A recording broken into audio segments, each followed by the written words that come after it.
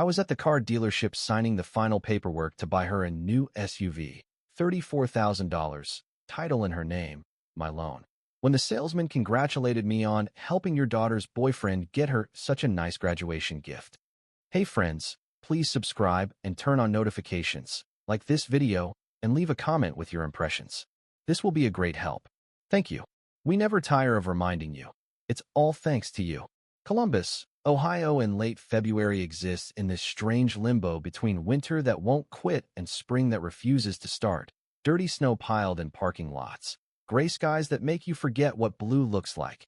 Everyone just enduring until March brings some sign of hope.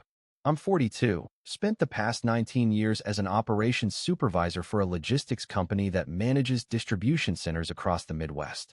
Management work, process optimization, the kind of job where you're responsible for making sure complex systems run smoothly and people have what they need to do their jobs effectively. Valerie is 26, just finished her bachelor's degree in communications from Ohio State in December, working as a social media coordinator for a marketing firm downtown while she figured out her next career move. Young, energetic, always on her phone managing brand accounts and engagement metrics. We'd been together for a year and 4 months. Met through a mutual friend at a crew soccer game, started dating despite the age gap that raised some eyebrows. She'd moved into my condo in the short north about 7 months ago. The car had been my idea, sort of. Valerie's old Honda Civic was 15 years old, constantly breaking down, and she'd been complaining about it for months. Too unreliable for her job, which sometimes required driving to client meetings around the city. She couldn't afford a new car on her entry-level salary, and her student loans were crushing her budget. She'd been stressed about it constantly. 2 weeks ago I'd said, "Let me buy you a car. Something reliable. You need it for work." She'd protested, said it was too much. I'd insisted. I made good money, had been saving for years, could afford it. We were building a future together. Getting her a reliable vehicle made sense. We'd gone to dealerships last weekend. Settled on a Honda CR-V, used but certified, low mileage, perfect for what she needed. $34,000. I was taking out a loan in my name, title would go in her name, she'd be the legal owner. Clean and simple. That Thursday afternoon, February 22nd, we were at the Honda dealership in Easton finalizing everything. Valerie had taken the afternoon off work. I'd left my distribution center early. We'd been there about 90 minutes doing the paperwork, the finance manager walking us through loan documents, insurance requirements, registration, all the details. Valerie had stepped outside to take a work call, some social media crisis with a client that needed immediate attention. I was alone with the salesman, a guy in his 50s named Ron, finishing the final signatures. Ron was making small talk while I signed. "This is a great car. Your daughter's boyfriend is a lucky guy, getting her such a nice graduation gift." I stopped signing and looked up. "What? Your daughter? Getting her this nice CR-V for graduating? That's generous. Not every dad does that for their kid's boyfriend. I'm not her dad. I'm her boyfriend. I'm buying this car for Valerie, my girlfriend." Ron's face went confused. "Oh, I'm sorry, I thought. She told me earlier when we were doing the test drive that her boyfriend just graduated from Ohio State, and this was a graduation gift from her dad," she said. He trailed off, looking uncomfortable. Something cold settled in my chest. "When did she say this?" "Last Saturday, when you were in the bathroom and she and I were talking about the monthly payments. She said her boyfriend was starting grad school at OSU and needed a reliable car for commuting to campus." "Her boyfriend?" "Yeah." Ron was looking very uncomfortable now. She said, "Look, I think I misunderstood something. I apologize." "What else did she say?" "Just that her boyfriend was named Connor, I think. And that you, her dad, were helping them out." She seemed really happy about it. "Connor. I knew that name. Connor Reeves. Valerie's ex-boyfriend from Ohio State. They'd dated for 2 years during college before breaking up around the time she graduated. She'd mentioned him exactly 3 times. Once when we drove past campus and she pointed out a building where she'd had classes with him. Once when a mutual friend's Instagram post showed him in the background.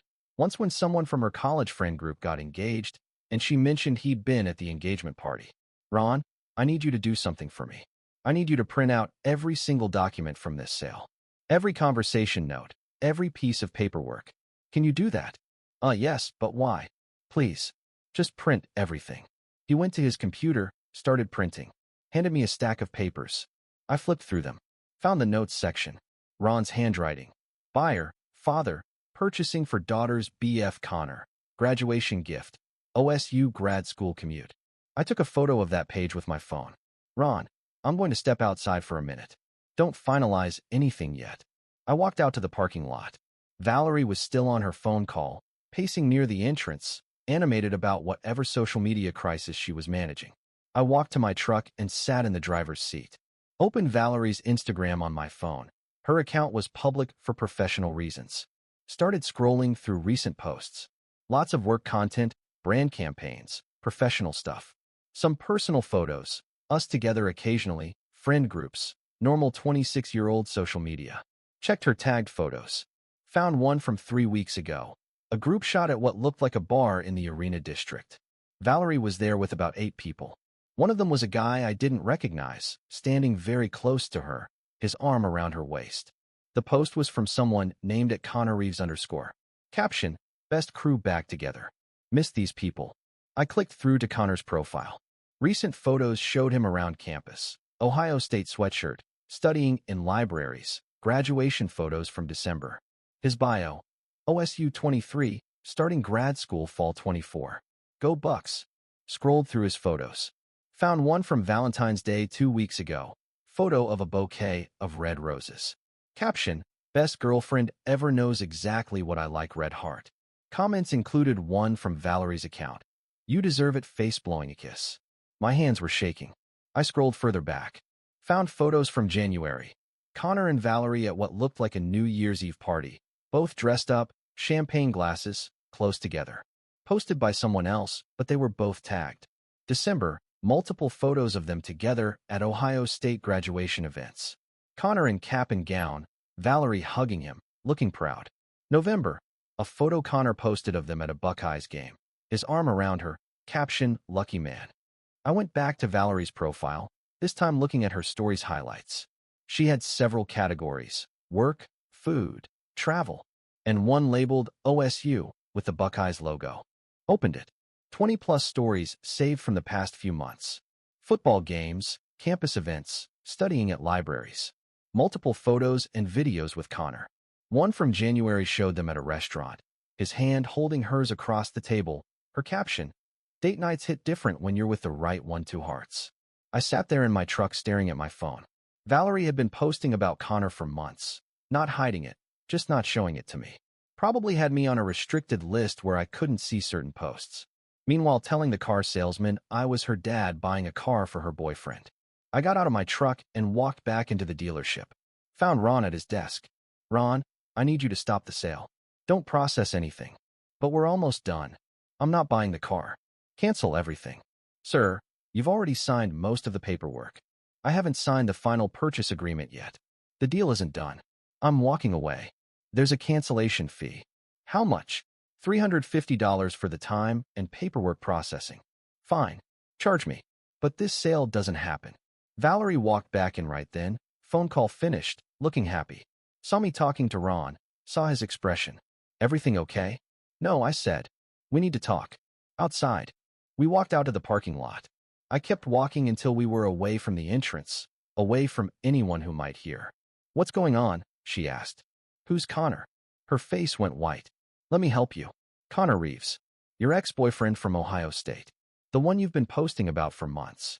The one you told the salesman I was buying this car for. Damon, I can explain. You told Ron I was your dad. Buying a car for your boyfriend Connor. As a graduation gift. I didn't, he misunderstood. He has notes.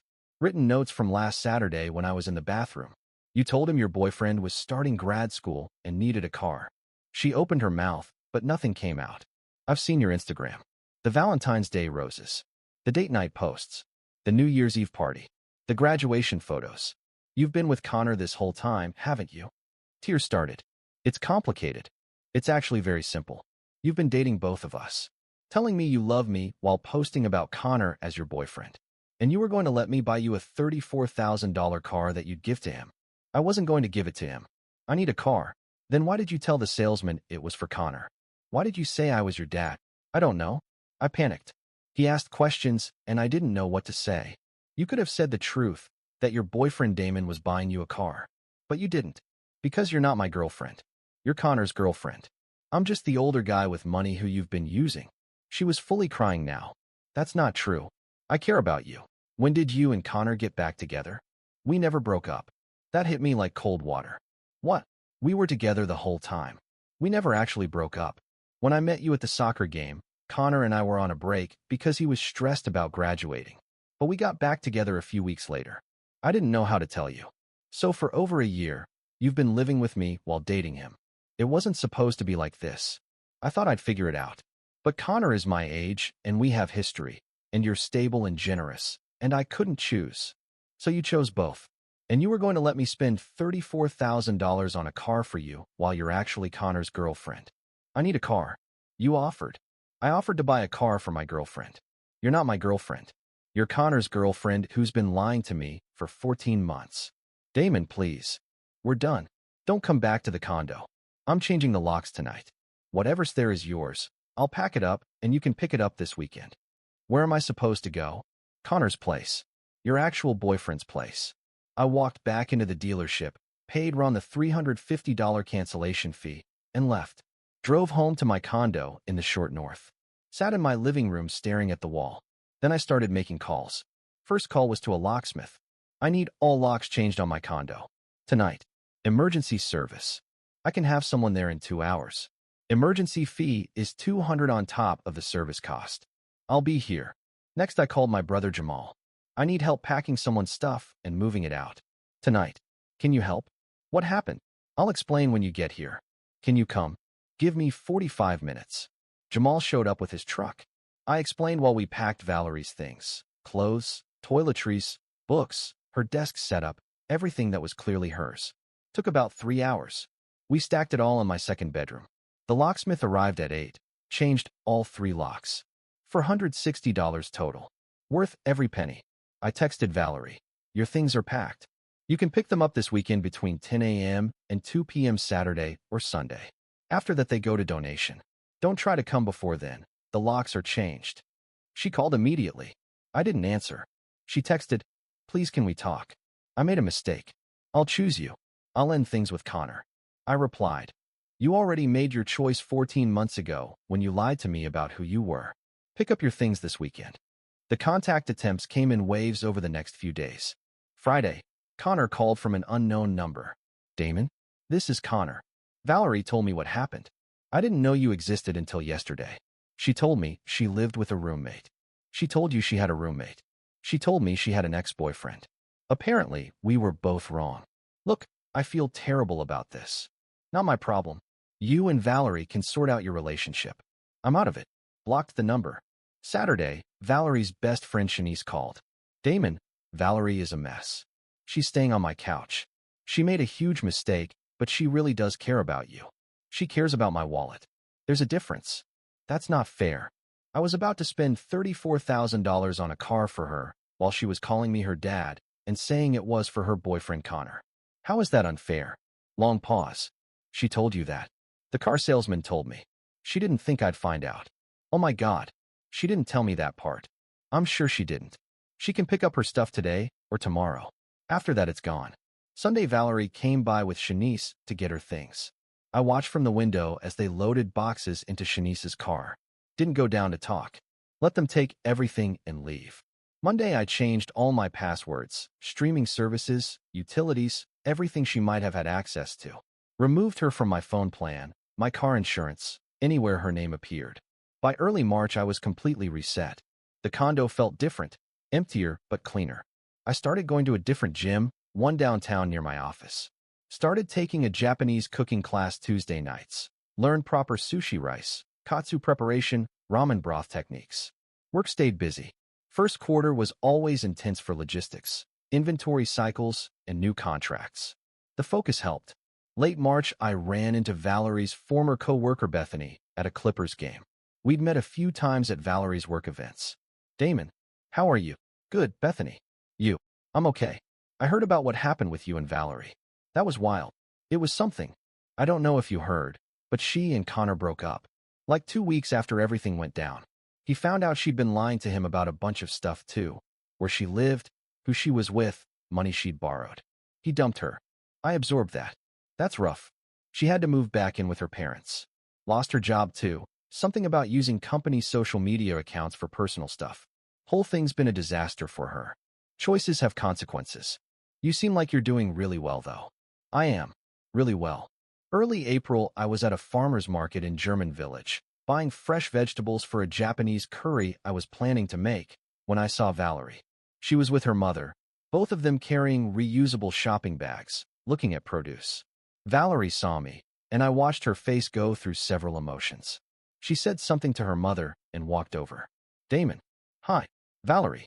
How are you? I'm good. You. I'm staying with my parents. Trying to figure things out. I hope it works out. Pause. I heard you didn't buy a car. I didn't buy you a car.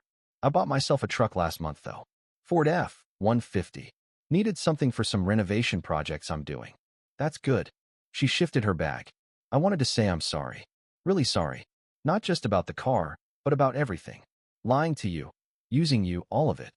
I appreciate that. Connor and I broke up. He found out I'd been lying to him too. I heard something about that. I destroyed everything. You, him, my job, my apartment. All because I was too scared to be honest with anyone. That's tough. Is there any way we could try again? I've learned. No, Valerie. She flinched. I figured. I just had to ask. You're 26. You've got time to figure out who you are and what you want. But you need to do that on your own, not using someone else's resources while you decide. Tears started forming. You're right. You were always right about everything. Good luck with everything. She walked back to her mother. I grabbed the vegetables I needed, paid, and left. My condo was quiet when I got home. I'd repainted the second bedroom, turned it into a proper home office, set up my desk and monitors where Valerie's stuff used to be. The space felt purposeful now, mine. I made the Japanese curry, careful with the roux, patient with the simmer time, precise with the seasoning, and ate while watching the crew game I'd recorded. Later, I reviewed my budget and investment accounts. The $34,000 I hadn't spent on Valerie's car had gone toward maxing out my IRA and adding to my brokerage account. The $350 cancellation fee was the only loss I'd taken. I'd learned an expensive lesson cheaply. Verify who someone actually is before committing resources to them. The car salesman's mistaken assumption about me being her father had revealed what 14 months of dating hadn't. That Valerie saw me as a provider, not a partner. I didn't feel triumphant about her situation. I felt clear about the decision I'd made. Working in logistics had taught me that the most efficient systems are the ones where everyone knows their actual role and responsibilities. Valerie had been playing multiple roles with multiple people, and eventually the whole system collapsed under the weight of the deception. I didn't feel vindicated. I felt whole. When a car salesman accidentally reveals that your girlfriend has been calling you her dad and saying you're buying a car for her actual boyfriend, do you confront her, or do you just walk away from the deal immediately? Share your perspective in the comments.